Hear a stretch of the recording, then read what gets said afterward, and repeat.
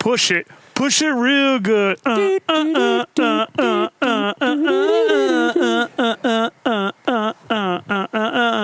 wonder if I should put that limiter back on here. Penis. Balls. I don't want to grow up. I'm a Toys R Us kid. How crazy is it that those motherfuckers... How the fuck do you run a toy store out of business? Like, I find that wildly amazing for some reason. That is interesting. I never actually thought about that. I mean, it's not like your customers have gone away. It's not, I mean, like... Your customer base is still the same. They're children. Yeah. Like, how the fuck does that happen? Plug it in. Okay. Yep, now I can hear me. Because what I was... Oh, shit, it's coming from everywhere. The beat.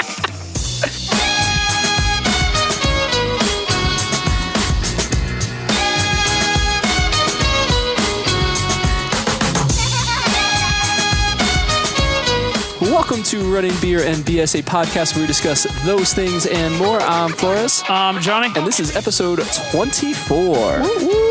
Today we are talking about why we run. Kind of giving, not necessarily like a backstory perhaps, but kind of the, I guess it's kind of a backstory.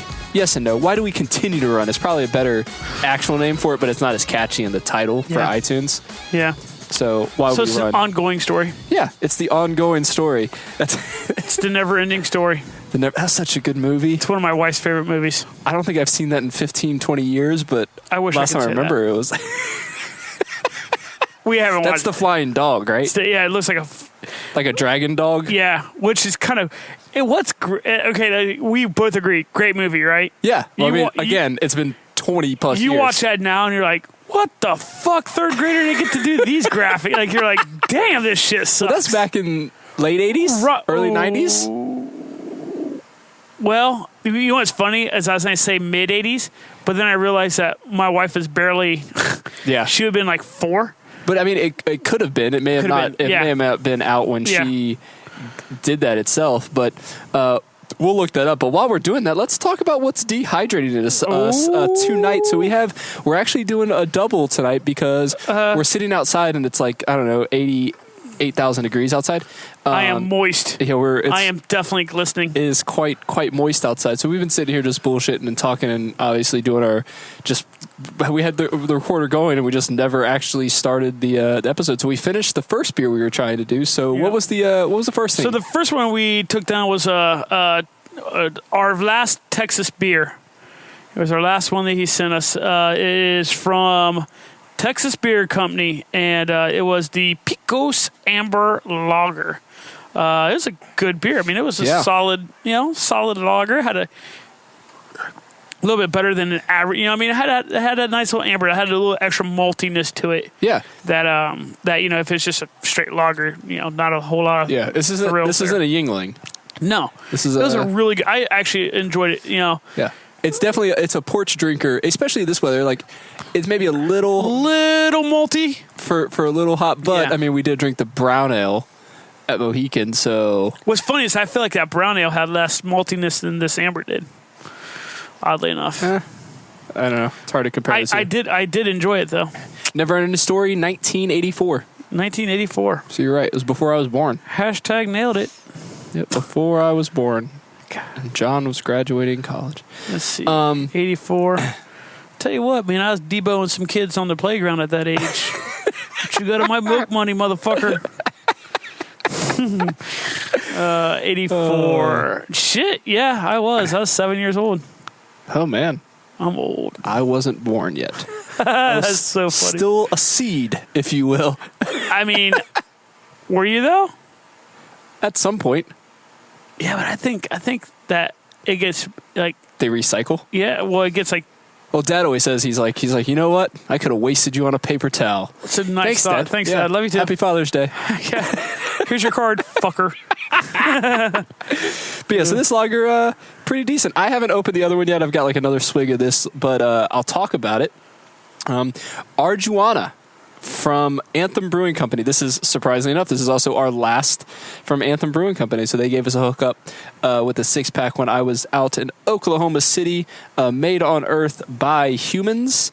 It's a pretty cool brewery. John has had some of it. What do you think? Well, here's the thing. It's a Belgian wit. Sorry, I'm sure for it's Arjuana, Belgian style wit ale brewed with spices, and it has the things it's paired well with is breakfast foods, steamed mussels, mascarpone cheese, and orange crepes. So it's more than likely going to be like something lighter that you need to have with like citrusy or strong flavors. There is definitely a citrus hint to it, but like we were discussing before you really started recording, I am just not a Belgian wit person. Yeah, neither am I, so I'm kind of worried about this one. Here's the thing. I'm the full disclosure and not trying to, put down and badmouth Anthem because I believe the other beers we had from Anthem we both really liked. Everything I've had from Anthem has been amazing. This is not a knock on them. It's just me with Belgian wits. I feel like they often taste like dirty dishwater. So, not that I go around slurping up dirty dishwater, but you know that taste. It's almost like it just has like that. Just the best analogy I can give for it. I'll try it here in a second. It's just not my cup of tea. On the can is the fruity notes of orange peel, coriander, and chamomile make for a refreshing experience. So it's a little spicy. Just from the names of it. You can definitely get the orange zest out there. You have that coriander and like leafy chamomile. You know what's funny is that the coriander is definitely there, and then that chamomile is super super subtle. But if you're kind of looking for it, you can kind of get it on the back of like the intense flavor. It's on the back half of the more intense, but it's there. I'll give my review on it once I. It's just not my cup of tea. It is crisp. I will say, if you was a Belgian wit person, you're like, ooh, I could see where that'd be a good one. Yeah.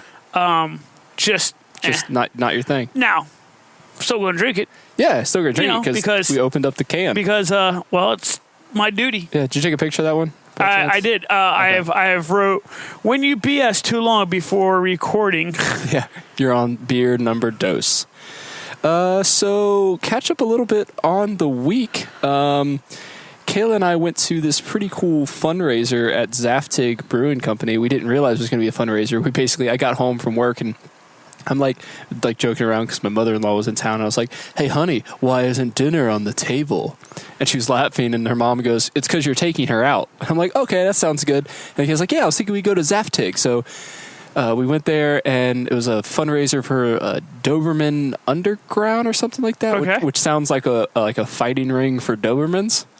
It's nice. Not. It's no. It was a shelter where they basically get dogs from all over. It's not just Dobermans; they take a lot of dogs in, but they had like a raffle. Kayla and I actually won something.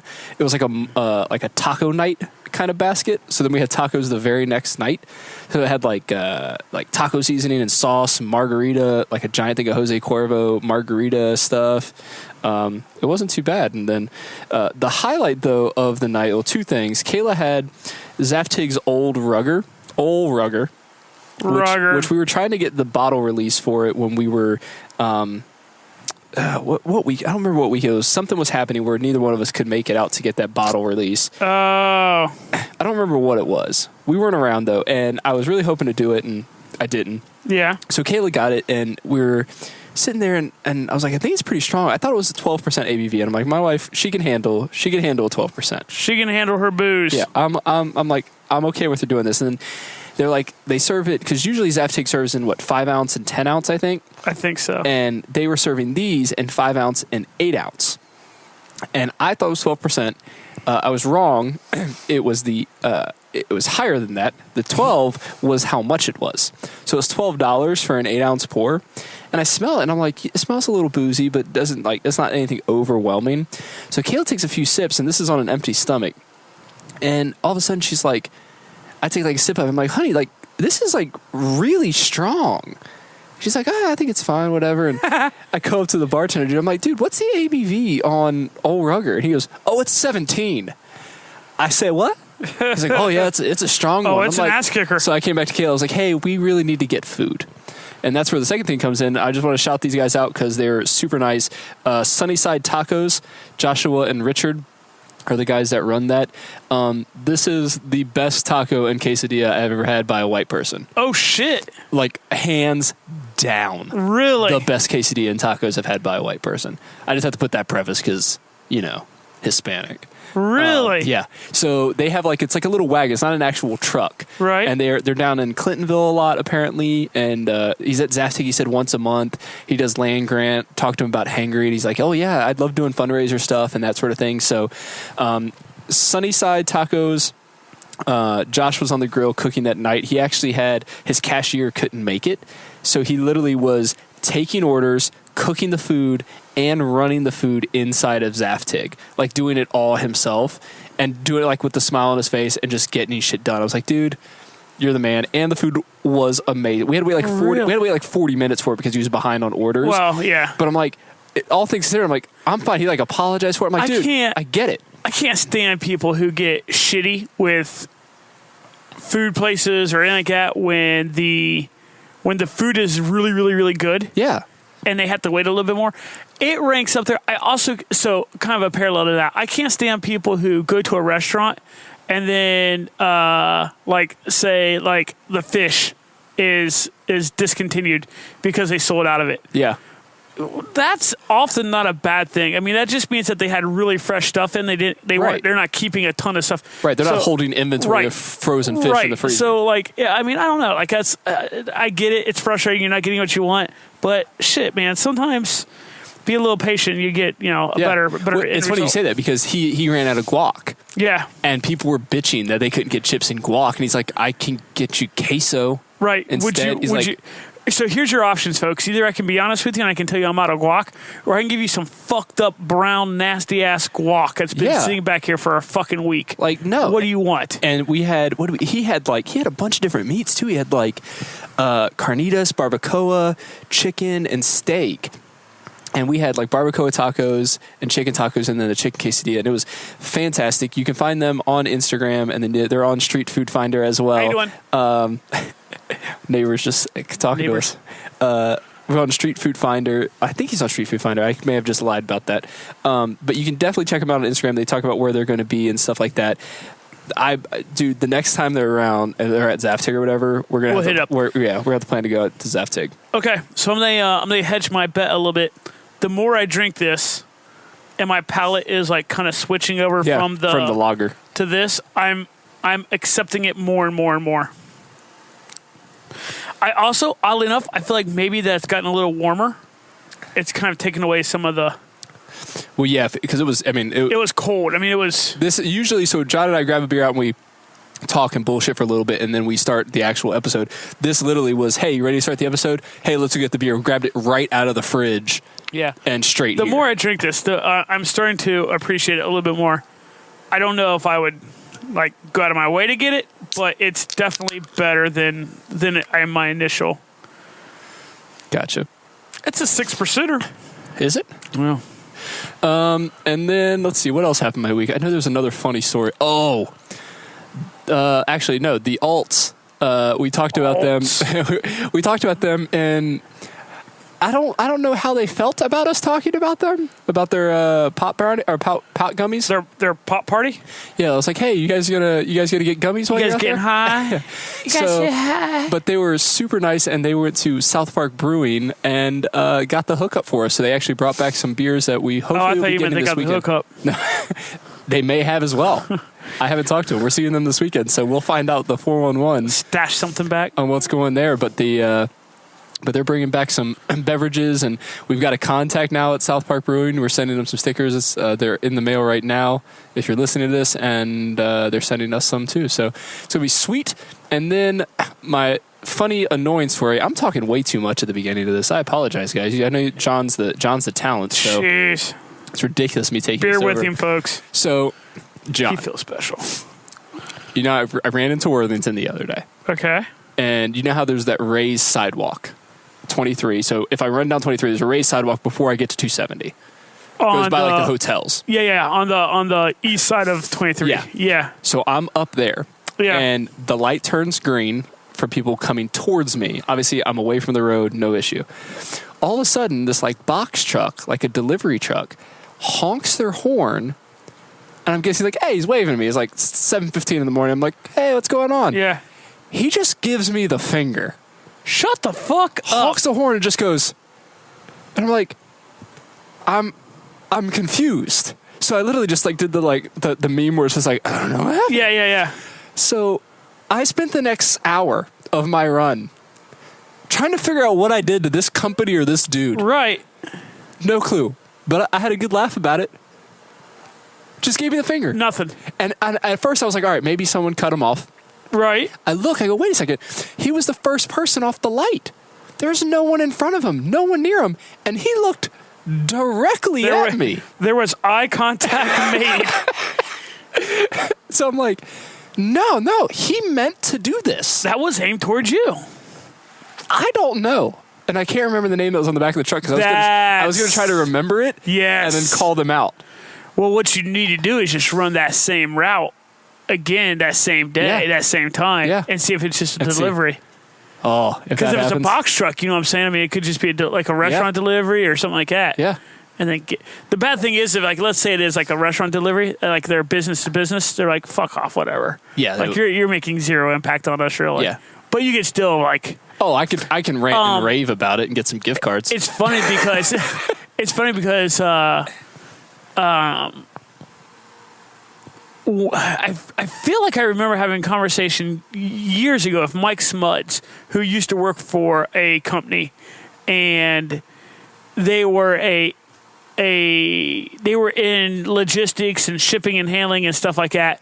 And even though this is a very, very, very large company that did international business to business kind of stuff, they still even did not put their names on the side of their trucks and stuff like that. Makes sense. Because even though it like everyday person driving down the road, they weren't their customer, but they said it was still just annoying. Yeah, that like they'd get the calls to the office like, cool, great, whatever, sorry about the drive, and they're like, whatever. Yeah. And often it wasn't even necessarily their driver, right? Like just because it has his cargo on the back of it, right? That doesn't necessarily. It wasn't mean that he's like it was amazing. Like he'd still get complaints. Yeah. And like so they just like even they wouldn't even put their stuff on the trucks. Yeah. So when I used to work for the ATM company, my boss always thought that I had friends calling in because I was the only person that from like how's my driving thing. Mm-hmm. I got compliments.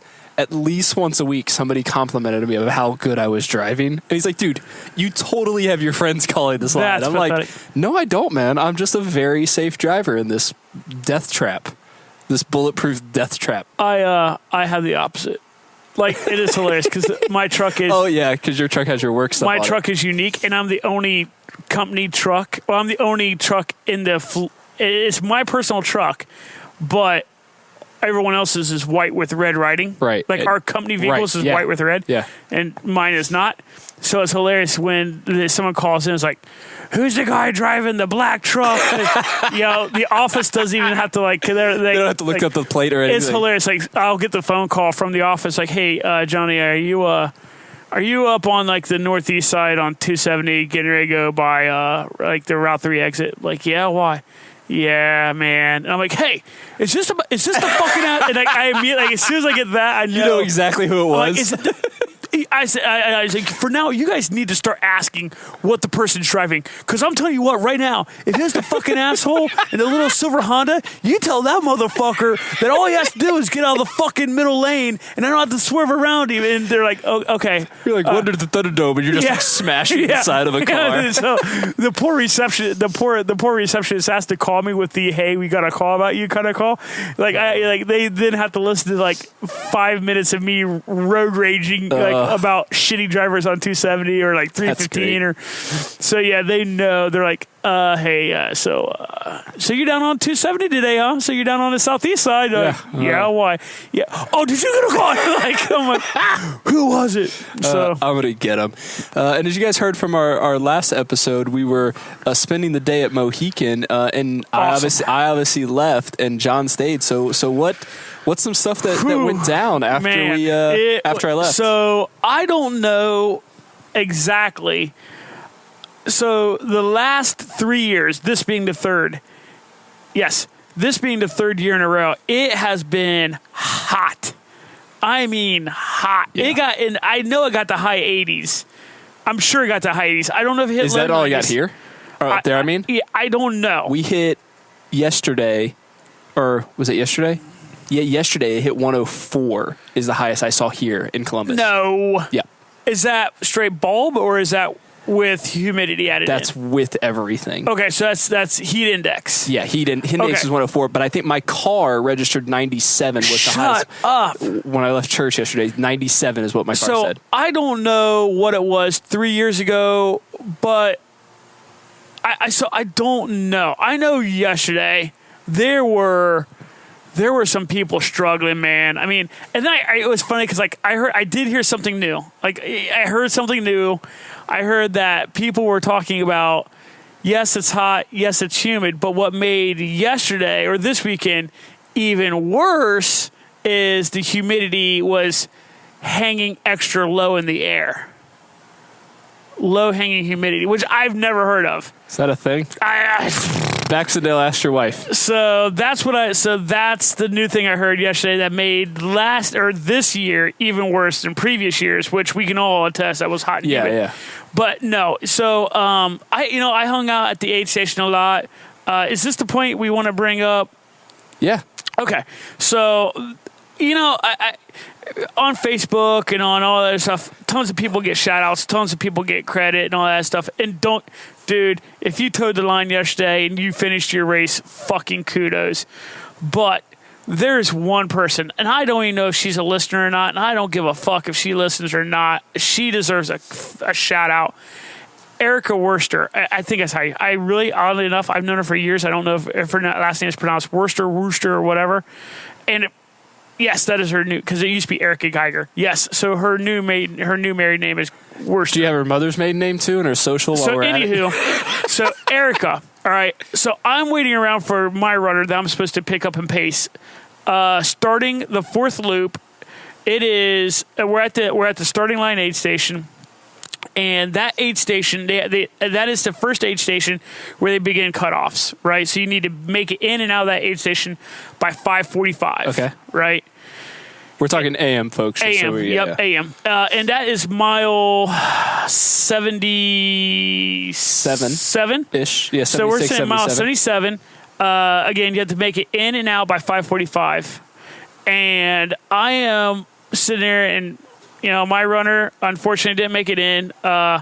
And Erica comes in. I fucking kid you not. I can't remember the exact time. It was no earlier than it was 5:38 at the earliest, maybe closer to 5:40. She comes in, and Nikhil was her pacer at this time, walks in, he's walking in front of me, and he is talking more to her crew and her next pacer coming up, but I'm kind of standing like right there, and he's like, hey, she needs a nap. And I shift my attention to her, and like I'm telling you, she looked like a fucking zombie walking in. She was fucking cashed. And she walks right by them and sits in his chair. I am not kidding when I say there was like a button on her ass. As soon as her ass hit that seat, it pushed a button, and she was instantly out. I've never seen anyone go into full crazy. REM faster. I mean, mouth open, eyes closed, like twitching a little bit from asleep already, and she is fucking out. That is great. And they're like, yeah, she's 5 minutes. And I'm like, and at this point, I'm like, well, I better tell them. I'm like, hey, listen, man, like this aid station is a cutoff. Like you need to be out of here by 5:45. And then they're like, well, fuck it. There goes her 5 minute nap, or even anything else. Right. We're letting her nap while we get everything together. I look over, and her new pacer is a really solid runner by the name of Irene. She's walking back over with 2 caffeine pills, what I would assume and hope is caffeine pills, and a little plastic cup of Coke. And she's like, all right, well, hey, Erica, we got to get up. And Erica's like mumbling like half dead sentences, like barely putting anything there. And like while she's mumbling, Irene is kind of like half like trying to get her to come up, but also like putting pill in her mouth, like trying to get her to swallow it. And Eric's like, I don't like the pills. Oh, I know you don't, but you're still going to take them. There you go. And I put one in. Is like, oh, you're going to eat these pills. Like tipping the soda into her mouth. And I don't like soda. I know you don't. There you go. I know I can't. Oh, yes, you can. There it goes. Oh, man. And I'm like, and now all of a sudden, like, just kind of picked her up out of the seat.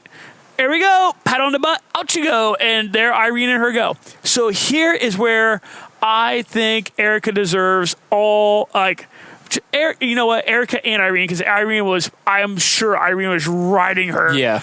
But Erica, fucking kudos. You came into that aid station. I'm not shitting you. Less than 5 minutes away from cutoff.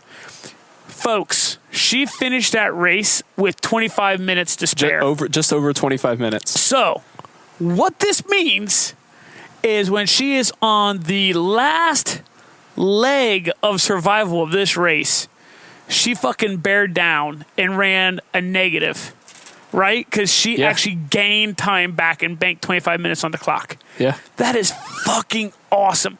And so I've seen some, Jonathan and I have both been around this world a little bit. You know, we've seen a thing or two.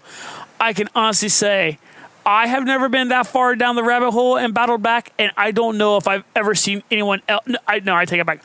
I have never seen anyone that far down the rabbit hole. Yeah. You see people come into aid stations and you're just like, oh, like you want to be supportive and you want to know, but especially at that point in the game, you're just like, I don't know, like you're way too close to this cutoff. Like you're probably about to be disappointed in 4 miles when you get to Gorge.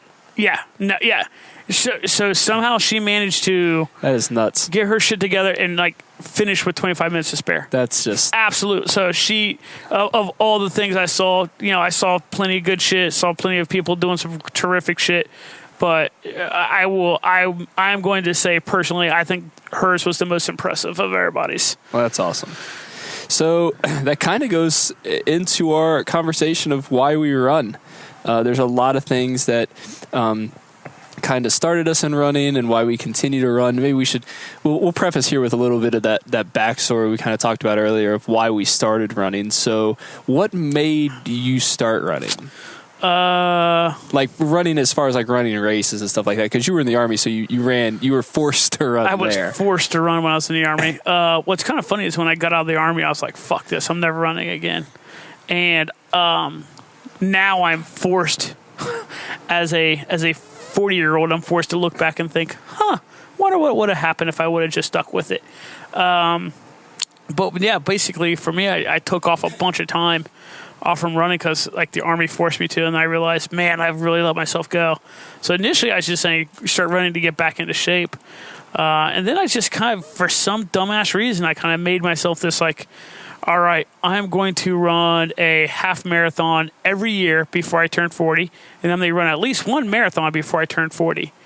And that was many, many, many, many miles ago. Yeah. But what ultimately got me to where I am now, and we've talked about it a ton, and we talk about them all the time, and they like always get shout outs on our podcast.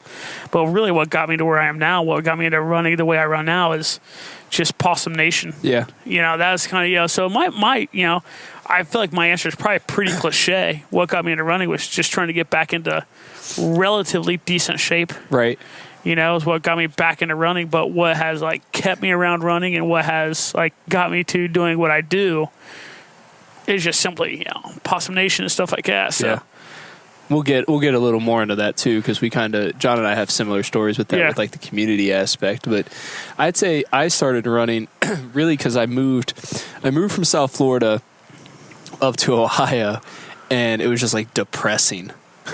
Like, because I moved in December. Yeah. So like January, February, like this is bullshit.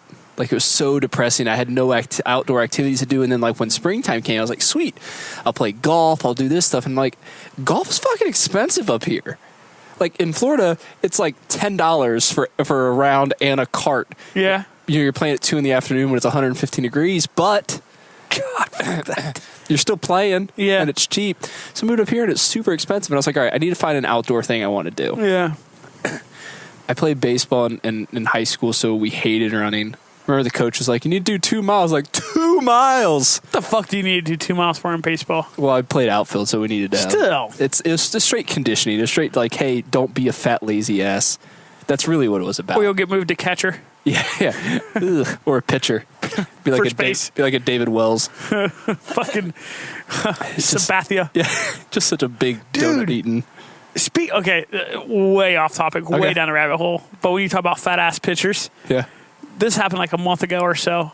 Who was the super fat pitcher who used to pitch for your Mets? Bartolo. Yeah, Cologne. Did you see homie get hit in the stomach by the line drive? No. Did it just get bounce the off? fuck- Dude. All right, so we've all seen the black and white movie of the dude getting shot in the gut with the cannon. Yeah. I'm talking like that. I mean, I don't know who hit the ball. Like when you want to, because this, I'll have to go back on Twitter and find Yeah, this. I'll have to find it. No, Um, you did send me a video and it was removed off of Twitter. Because you sent me a video and I tried clicking the link and it says this video is no longer available or something. And it was Bartolo? I wonder. I don't know what it was, Oh. but you sent it over to me. I Yeah. assume that's what it was. So, well, this happened a while ago, but no. So you're talking about like being fat in pictures. I don't know. That's what That's I, funny. I don't have to find out Bartolo getting Yeah, hit. I'll have to by- find that. Dude, it is a screamer. It's not like no, Yeah. it's like that motherfucker screaming at him. So But yeah, so I basically needed an outdoor activity that was cheaper to do than golf, which that's turned around very quickly. So I just said I'm going to run a mile, and then a mile turned to a 5K, and I just really enjoyed kind of the time away. yeah, Like just being out. Dude. Like I was semi out of shape. I wasn't like full blown out of shape. I mean, at this point, I was what, 23 years old. oh man, Yeah, 20. Now, when did I move here? Yeah, so I was 23 years old, maybe 22 years old when I started running. So, I mean, definitely not in any. I hadn't messed myself up that bad from college and Yeah. high school. So I was like, yeah, I'm in decent shape. But I was like, started with a 5K, yeah. and I was just like, hey, this isn't all that bad. You know what's kind of funny is I look back on all the distances I skipped, Yeah, like 5Ks, 10Ks. Basically, I've done 1 or 2 half marathons. yeah. I've done like 1 or 2 marathons. That escalated quickly. I've done significantly more 50Ks than I have anything else, which is just Yeah. kind of stupid. Yeah, I mean, whatever. You still haven't done a 50 miler I'm thinking about checking that off the block this year. next month if you do it. So I'm bouncing between that one and I might get I might just get super stupid and just really want to abuse myself, Okay. both physically and mentally, Yeah, and do Run with Scissors double marathon. that sounds like a dumb idea. Doesn't it? Yeah, Sounds awesome. that sounds miserable. I know. So You want to join? no. So the reasons, that's kind of how we started to run, and we kind of alluded to why we continue This to is run. exactly how we started running together, though. Yeah, this is, yeah. Well, Hey, but- yeah, I don't think, have we told that story? We may have told the story on I'm our sure we on our have. first episode. I'm sure maybe. we've told this story But at if we some haven't, point. if you haven't listened, I guess it may have been on the first episode. But we were both running marathons, and John had just Flying pigs. Yeah, well, we had run marathons before. Oh yeah, is yeah. what I'm saying. Yeah. And I had just moved next to John, literally the fall before, so like 5 months before, and we found out we both run. So like I think we maybe ran together like maybe once or twice, and then John was like, "Hey, my brother-in-law went to school with someone that's here in town, and it's like a local race, and they want to do a 50 or do a 50K, a trail 50K." And we're like, "Hey, a 50K is only 5 miles longer than a marathon." We've said this before. We said that portion before for sure. It is so stupid. That train of thought is so fucking dumb. Yeah. So we basically did the flying pig, and they're like, "Hey, we're going to be a marathon maniac," which is a weird thing to want to be, I guess. Especially now. Now I look back, I'm like, get the fuck out of here. This is stupid. So it was like doing 2 marathons or longer within like 13 days, and that's kind of fit that time frame. So yeah, we both did the flying pig, which is funny. I need to find that picture and I'll post it on the socials. So weird. Is Kayla, so Chad Baxnell and I were running the race. We traveled together to run the race, or we may have met down there, but we do races like at least every year. We do one race together, and that happened to be the race that we were doing. And we were down there, and Kayla was taking pictures of us. So she's taking a picture of Chad and I around mile 5.5, basically once you get back into downtown Cincinnati, heading towards the park. Yeah. And it's random as could be, she takes the picture, and John is right behind us. So it's me, Chad, and John just happened to be there, and none of us realized that happened. What's weird is the picture is more focused on me than it is. Yeah, you're more centrally located in the picture. Which, in my theory of this whole story, just she was taking a picture of you. Kayla's just naturally attracted to me and sees me, and her eye is just drawn to the more beautiful being in the frame. We'll post the picture. We'll see who the more beautiful picture. She's like, what is this glowing being? It is John. And there I am. Sure. Yeah, so that's how we. That's my version. So basically, then 2 weeks after that, we ran the Possum 50K. And it's been over since. And that's been the end of life. So and now we roll that right into community. Yeah, we can roll that into the community. And like John kind of said, the Team Possum has definitely got us stronger. So, I was doing a lot of marathons beforehand, and then got me into the, or actually did get me into the trail community and having like a community of runners. Because I used to help pace at CRC, but I didn't have any like friends. Really. Yeah. Like I saw people on Saturday runs. Yeah. That's it. Yeah. And then like from Team Possum, it's like, oh, what do we got this midweek run, or we're going to do this, or we're running around town, or we're doing whatever. And it's like, it definitely built a sense of community that wanted to like make me keep wanting to run. Yeah. Because you had people that like, not just like from a hold you accountable, like you wanted to like make them proud, if you will, but they would set that bar. Right, they would set it there of like, I'm doing this, and you guys have known from me talking and in the stories you say, I'm definitely the low man on the totem pole in most of our group of folks that are running. I've done multiple 50s, multiple 100s, multiple distances above that, and I'm just sitting here and there's like, I just did 100K and it was fun, but even then it's like there's no egos. No. In any of our group where it's like, I did that 100K and all of a sudden everyone was like, I was like the greatest thing for just a Facebook post. Yeah. But it was like the amount of love that you get there, and it's not fake. It's definitely authentic. They are genuinely thrilled for you. Yeah, it's like, super authentic. It's like just insane. Here's what's I got. You know what? In a weird way, kind of like on that note, I didn't do shit this weekend. I literally I didn't even pace. I crewed a little bit and volunteered a little bit. Yeah. And because Team Possum, like you still get the notification. At least I get the notifications on Facebook. Since Saturday, every time I've looked at Facebook, I've had 9+ notifications where people are posting on Facebook posts about, dude, kick ass, you did this great. Yeah. Like, and it's not but it's like, congratulating other people. Yeah. And it's just insane how many people are just getting recycled up. Yeah, and like, people. Congratulations on the Mo Marathon. Congratulations on like the Mo 50. Congratulations on Mo 100. Congratulations on, and it's just over and over and over. And like, every single week they'll have like race updates, like, hey, who's racing this weekend, what it is, and if someone, most of the time we don't say for ourselves, someone else says. That's just because, again, we're not trying to brag or do any of that stuff. So it's like, stay quiet and your friends will brag for you. Right. And that's literally it. Is there's going to be someone that's going to call you out. Like in the case like Erica, it's like, fuck. Would that be a situation that she'd probably say? She wouldn't say all of that. She'd say, yes, I finished. It was great. It was hard as whatever. But it's like, no. You don't realize what she did to get to that point. And that's why you have, people like John, where it's like, Erica's post is literally, thank you to my crew and to my pacers. You guys really got me through that. Thank you, guys.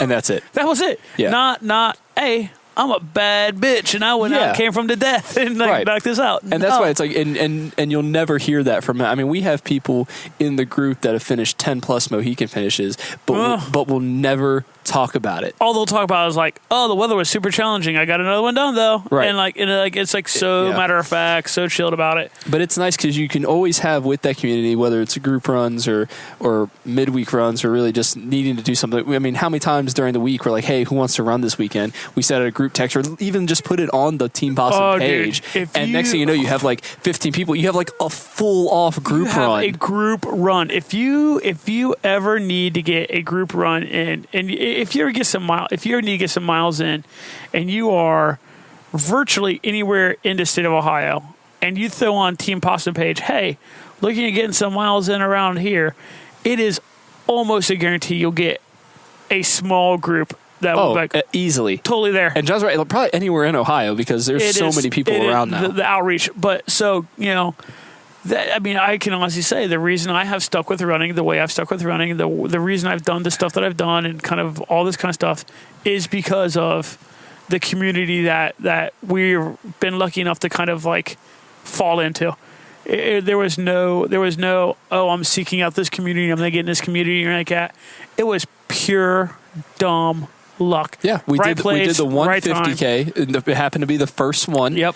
And made some contacts back and forth there. The next thing you know, it's like you're a part of this community. And most of these people, is with the 50K especially, they have been doing this for a long time in their own lives. Yeah. And then we just happen to be brought into it. And again, just like welcomed with open arms. Well, yeah. And then, by the way, like never mind, oh, you've only done this. Well, right. No, there's none never of that. a one-up. Never, no. It's always the thing. I remember, as Don Moore says, there is no dick measuring. Yeah, exactly. There is no dick measuring Team Possum. I remember Mark the first time I talked to him about something. Something about like wanting to do the 50 states or something like that, trying to do something with that. And I was like, yeah, but Boston, I'm probably never going to get there. And he's like talking to me like, no, you could definitely qualify. Yeah. I'm like, dude, okay. There's one thing between blowing smoke up my ass, but that's just don't lie to me. You're just straight lying to me. But it's one of those things where I truly think he believes. Like, he does. Yeah. I truly think you could do this because people, I don't know, the amount of support, it's so hard. It's insane. And what Jamie Burrier said this in the one film I did, he said you don't realize the community until you're a part of it. When you're looking on the outside, you can just kind of see from the surface level. Yeah. But like when you're in the thick of it, it is a whole different ball game. Well, so and to kind of piggyback off that and just to show the depths of that, it's insane. Shit. We had possums. There was a possum at Mo this weekend. Right? He volunteered almost all day at Fire Tower Aid Station. And I got a text message from him. I didn't know about the text message. Nope. I know you're talking about now just from that. Yep. Is when you and I were recording. Yeah. We're walking up to him. He's like, hey, you guys got an extra pair of running shit? Yeah. And I'm like, first off, you skinny little fucker. Well, I like his comment too. He's like, is it going to fall off of me? Yeah. Like, hey, I know you weigh $150, you fucking skinny dick. But yeah, he's like, hey, you guys got any extra running shit? I feel like I might want to get some pacing in tonight. And I'm like, damn. I mean, like the depth of this group where like you can ask. You can, again, go on the page. If you ever need a pace or a crew, hey, can someone come and help me run this race? Or can someone go?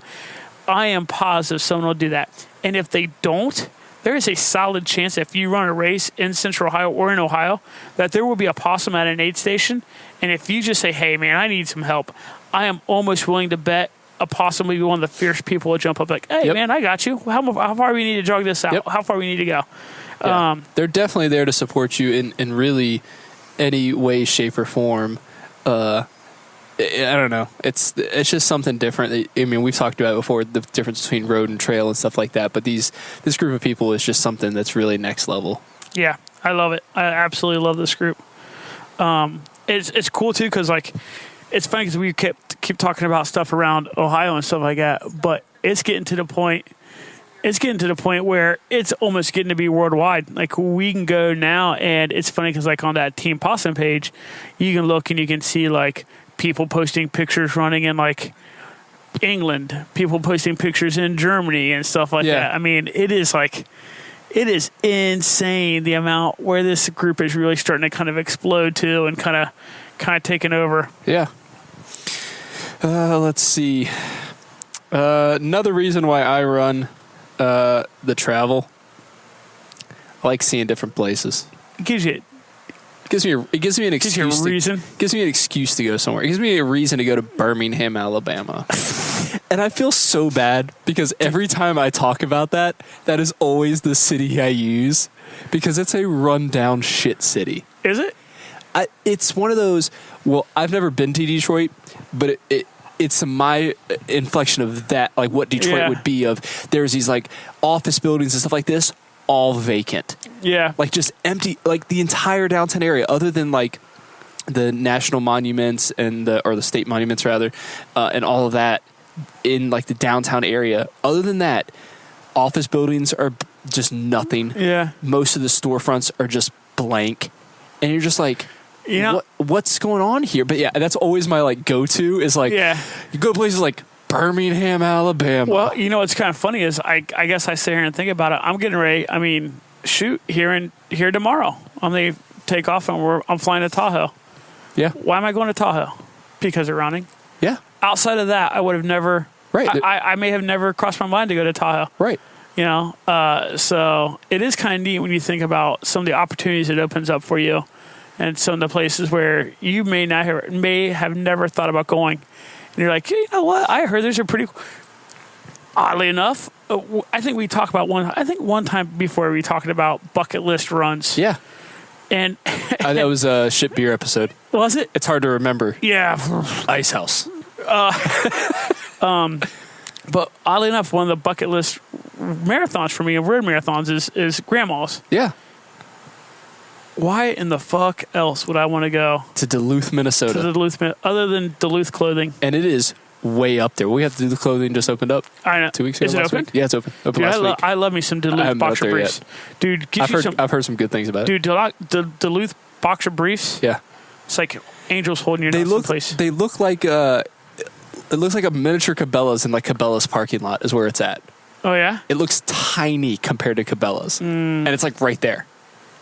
It's really, but they opened last week or 2 weeks ago. I'm gonna go give me some Duluth draws. Yeah. But yeah, I mean, just having the opportunity to travel places, and it kind of gives you an excuse of, hey, I'll go to this random place because I just never would have thought about it. Where else? Like Jackson, Mississippi. Well, you and I have both bounced around the idea of Montana. That's definitely going to happen one of these years. That's going to hurt so good. I really think I've decided that that's going to be my Montana race. I will have to do that one with you. Devil's Backbone. It's my birthday weekend every year. We should just go ahead and get that to where, like, we have time afterwards. Yeah, that's what it's got to be a long, like, and we can just vacation rage. afterwards. We can just, like, party rage afterwards. Well, I think it'd be cool to, like, drive out there. Like, drive out to Montana. So, what we should think about doing then? Because, you can rent, like, those, like, smaller RVs. Yes. We can rent one of them gangster-ass Mercedes RVs. Yeah. Look like a tour, but like a not a tour bus. Oh, kind of like what they take in like Europe when they travel with bands and stuff like that. I wonder what the return policy is when we return that thing with like possum stickers and rum beer and BS stickers all over it. So these can't come off. So we parked it, and all of a sudden these fucking kids started like throwing these stickers over it. Yeah, and they're like, "Oh, really? We have the security camera on the back of it." It's just you two guys acting like fools. Here's more stickers. Then I'd say the last thing for kind of why we run, and this is probably, we don't like to brag or talk about things. I don't want to say this is a brag, but it's not so much bragging, but yeah, it's kind of, I want to push myself. Yeah, I want to see I want to find the limit and take an extra step. Yeah. So I have, in the last probably 2 to 3 weeks, I've heard 2 people make really good references to this, and then I immediately thought, no, yeah, they are totally right.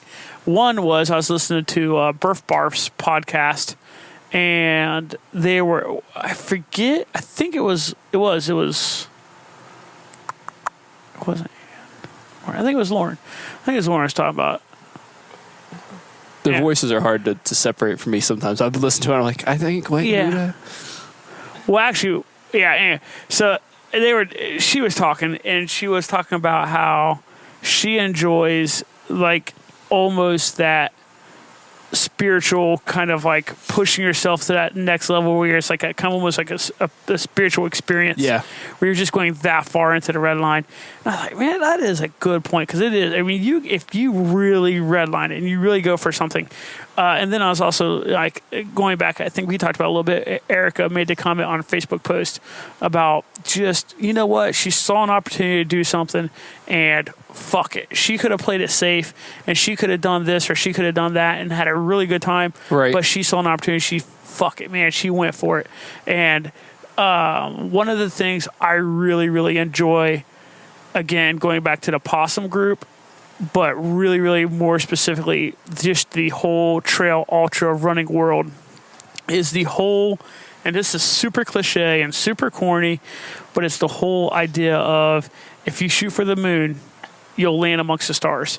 Like just that whole like, fuck it, man. I am going to put it all out there. I am absolutely going to go all the way out. And the first time I ever signed up for 100, I was super afraid. I was super scared. I was really like we talked about, John skipped the 50-mile distance. He went a lot. 50K to 100 miles. Yeah. So my first time where I kind of contemplated it, I remember having a conversation with Chad Hill about it, and I don't even know if he'll remember this, but we were having a conversation, I think, like in Stas, which is like the root of all bad decisions, it seems like, for ultra runners around Central Ohio. But he and I were in there, and I said, I guess I'm just afraid of like failing at it. Like I've never really failed. Like that would be a failure of that level. And he gave me the best advice. He's like, man, if your hang up on doing 100 is the fear of failure, you will never do it, because that's just a reality of hundreds, and so just that whole like, fuck it, I'm going to go for it. I'm going to put myself out there. I'm going to see what I can do. I'm going to see what I can achieve, and just not being afraid of what could happen, but embracing what might happen. That is just a really cool part of going out there and doing ultras for me. You can't be afraid to fail. No. You have to, there's a quote, I can't remember exactly, but I've got it above my monitor at work. It basically talking about like your mind works opposite of logic. Yeah. Like, so your body's going to tell you to quit, and your mind's like, you just have to be strong enough and just say, no, I've got more in it. Yeah. And I can just keep pushing. And that's kind of what, some of these stupid things that we do are really what it is. It's not to say, hey, look at the distance that we ran, or look at what I did. A lot of it really is internally for ourselves, and that's why we don't brag about it. We don't talk about it. And that's why, you don't see situations where, John's not wearing his belt buckle, to the grocery store or whatever. There's just not those situations where he's kind of, I want to say, let's put it this way. If you do that, good for you. If that's how you want to do it, then do it. But hey, you earned it. You earned it. There's no doubting that you actually earned the ability to do that. But I don't remember where I was actually going with this, but this is what happens when you have 2 beers and one recording. 2 beers, and I'm trying to look at like notes that we really didn't make sense with. But we're doing it for ourselves. When I finish races, the first thing I do when I finish a race isn't, hey, take this picture of me so I can post it on Facebook, or hey, that's the third thing I do after I drink a beer, take a piss, post on Facebook. So it's not about like, hey, look at me. It's kind of the experience of everything.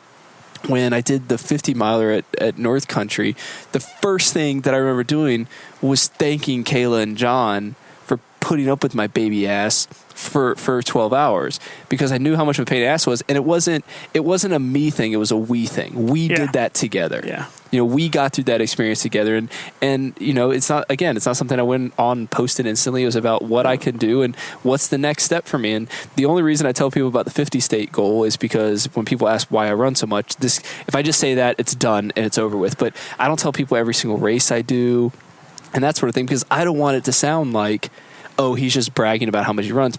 And I tell people this all the time when they say, oh, you run a lot. And I'm like, I am the least runner person in the group I'm in. And I don't run that much. I don't do this. That's the other fun thing about this group is if you think you're the least, you're probably not the least. But if you think you're the most, you're definitely not the most. Yeah, you're definitely not. You're definitely not the most. If you think you're the most, you're not a part of Team Possum. Yeah. I can. There's a bunch of least. Yeah. But that's just the other cool thing about this group is that it just never stops. There's just so much depth to this group. Right. So. Yeah. Lightning bug. Yeah. I feel bad about the belt buckle comment now, but I mean, I feel that way. I'm not editing it out. I just think, it's one of those things where you see it and you see people like, it's the difference between being like proud of it and having it, but like flaunting yourself of saying, look at all the shit I did. You're not good enough to do this. Yeah. There's those situations. Yeah. I mean, not saying all of those situations are like that. Again, you earn this. And you deserve it. And I mean, shit, I say that, but I mean, if I didn't have friends that did multiple hundreds, I got a 100K buckle. Yeah. I'd put that on a belt buckle. I'd put that on a belt and get made fun of. I could just see you showing up somewhere like 100K buckle. I should just do it I should do the 50K one that I got. You shouldn't. You really shouldn't. Just as a fun joke. Nah. I just wouldn't be able to take myself seriously. Don't do it. I won't. Yeah. No, I mean, it's a good time. I just love. I like the group. I like to be around everybody. That's the other thing. It's like a extended family. It is. It's like a family that you have gotten to pick to be part of. Yeah. And that's the best part is you can rely on them and they're right there for you and they're gonna yeah. It's just today I think we decided to do this recording, especially after Mo, just because we saw so much out there of like... I mean, the inspiration you get from those people, too. Yeah. Well, it's funny because, I'm sitting around and I'm like, you know what? I don't know if I ever want to do... I remember having thoughts where like, I think I only want to do 50 milers. I don't know if I ever want to do anything where it like really, really... hurts again. Just like is like catastrophically painful like 100 is. But then you see the stuff on there and you see all the outpouring like that, you're like, man, like that is awesome. And then you start and you look at what like the personal rewards that people are getting, like the personal rewards of like that feeling they're having. You're like, I want that feeling again. I want to like be able to dig deep and feel that again, and if you've never gone a long distance and and this isn't we're talking 50 miler 100 miler, if it's your first half marathon and your first marathon and you knock that stuff out, way to go. Yeah, like that's still no small feat. Like I can't remember the percentage and the stats on it. But the amount of people, even though marathon is becoming super popular and 50K is becoming super popular, the amount of people run marathons is strikingly low. It's still so low, and you don't realize it. So it's like, don't discount it saying, well, these guys run further than me, they're better than me. That's not the case at all. That's not what we want to try to portray with this. Like, it's hilarious. Like, when people are like, oh, yeah, I'm going to go out and run this. Like, the funniest thing to kind of snap that person back to reality. Oh yeah, I want to do this. That's awesome. Hey, check your Facebook friends list. How many people's on there? Right. Oh, so and so. How many of those went and ran a marathon this week? Right. Like how many of those are up at 6 a.m. or 7 a.m. putting in training runs? And any distance you run, you can almost do any distance of running, and then you are going to be in a different level than almost anybody else. You're going to be in the minority for sure. Yeah, like it's just whatever your goal is, whatever your next level is, go for that. Yeah, and keep it. It's about you. Don't do it. We've talked about it in our awards episode. Don't do it for the medal per se and just the Facebook status or that sort of thing. Do it for you. You need to have a real reason, because that's what's going to make you motivated to do it. Yeah. I mean, if you don't want to push yourself, I mean, John and I talk about it. We push ourselves to the limit and an extra step. Yeah. I like that. I just thought about that before. So I like that little thing. I'm going to put that on a meme. This is going to be like a guy like tripping over his feet. Tripping over a root. No, I should have taken that extra step. But you want to push yourself to something that just doesn't make sense, because that's where you grow. You don't grow in the comfort zone. Yeah. If it's comfortable, you're not growing. Yeah. It needs to be uncomfortable. You need to stretch yourself, and sometimes in John's case, you worry about failure. And that's really my hang up now with going any longer, doing those kind of things, is the failure aspect. And I really just need to get that shit out of my head. Yeah. Like, guess what? You're going to fail. Yeah, it happens. You're going to fail sometimes. And you know what? And it's not all failure is a bad thing. Success is built off the backbone of failure. Right. You're going to learn something. Yeah. And I don't know how many people I've talked to that, or even read Facebook stuff about that, whether it was this past Mo or previous races as well, they're like, I learned so much in that failure. Yeah. Yeah. Because you'll learn more from failure than you will from success. Right. All day, every day.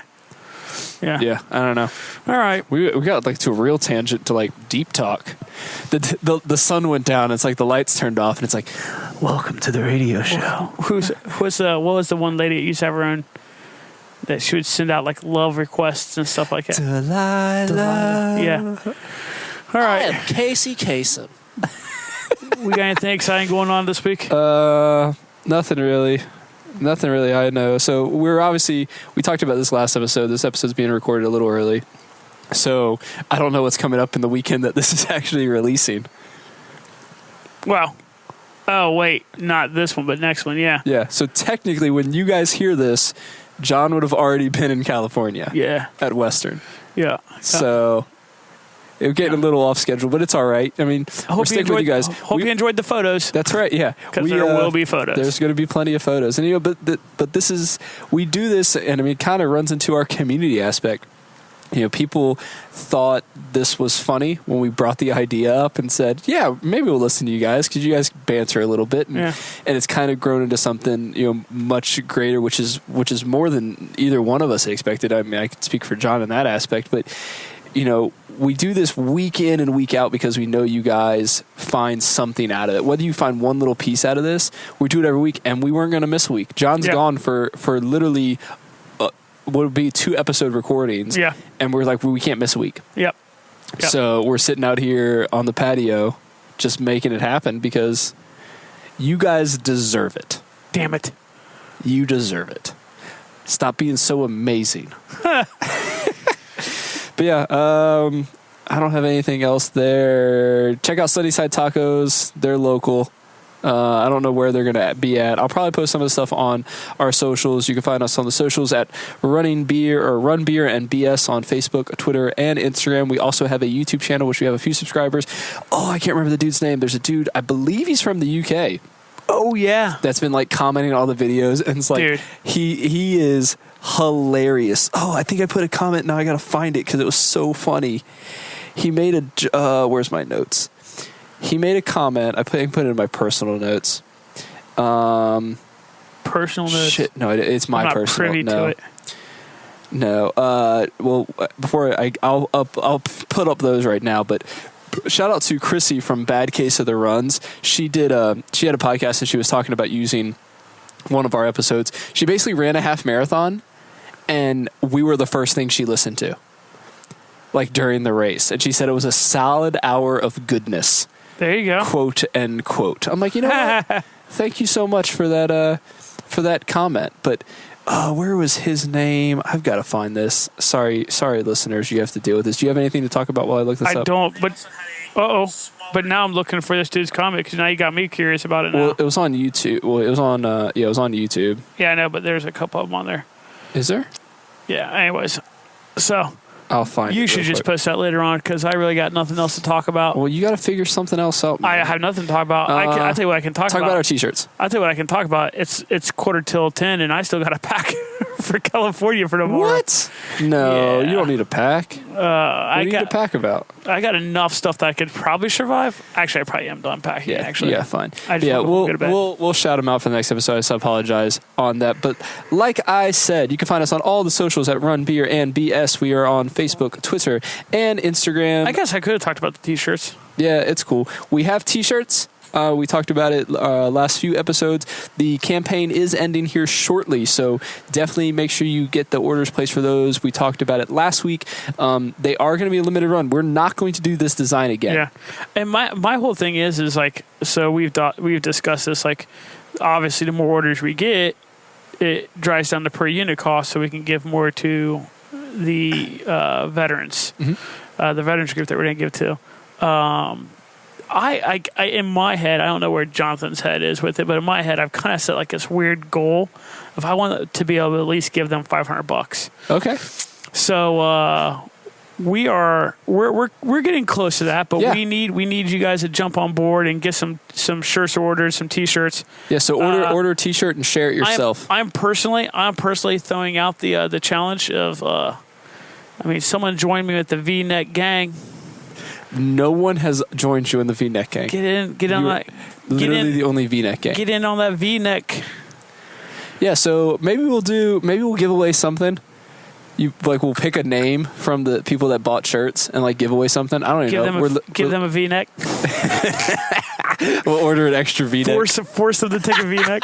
Please, somebody else wear a V-neck. Someone wear a V-neck. Yeah, so I don't know what it is. We're just making this up right now. You know what's funny? We'll get you something. You know what's funny? Yeah. Is in my head, I just created a challenge. In my head, I know who's going to get an award if they do it. We just have to see who does it. Okay. And I know what it is, and I'm not going to tell them. Okay. Are you going to tell me, though? Yeah, well, yeah. Once we're done recording? Well, I got to tell you because in reality, it matters. You handle all the logistics shit. You'll be the one to make it happen. I'm the one that's actually making it. Okay. Well, we'll talk about that in a bit. You can also email us at podcast@runningbeerandbs.com. You can send us over the social or the emails. Send us the any topic ideas you have, beer recommendations. Show us your training. Use the hashtag #RunBeerandBS. We follow that on Instagram, so we can check out your posts, hear about your races and that sort of thing. We love having conversations. We've had more and more conversations the last few weeks. It's getting amped up, man. Yeah, and we're so giddy about it because like John and I get the notifications and then we'll like text each other like, "Did you see what they said? You hear what they're talking about?" So, I don't know, man. I got pretty. I'm not gonna lie. I got pretty giddy over Kwaku. I was just back gangster, on Kwaku. Man. Yeah, back on Kwaku. So Kwaku gets 2 shout outs in a row. Damn. Hey Kwaku, why haven't you bought a T-shirt? Represent Ghana. He needs to buy a T-shirt. Ghana? Ghana. Ghana. It's Ghana. You said Ghana. Did I? Yeah. I don't know. 2 beers. I'm actually watching your neighbors over here, but what are they doing? They've gone one. Oh, they're already gone in. Yeah. Quick little thing on my review: the Belgian Wit, not bad after a few sips. I think the same thing. Like once you cleanse that palate, Yeah. it's not too bad. Little florally with Definitely, that, just not that my thing. coriander, but it's Like if I walk into somewhere, it's earthy. If they have Belgian wits, it's definitely going to be one of my last things I could kind of go for. But yeah, if you like the podcast and you're not subscribed, consider subscribing. Leave us a review on iTunes and Facebook. We love reading those reviews. We also have a tip jar, so if you like it, you want to support us, you can do it that way. We're not going to harp on that. If you do, you do. If you don't, that's cool too. We appreciate you guys listening, and that's all the support we need. But John, you got anything else for him? I got nothing. You guys have a wonderful week. Peace.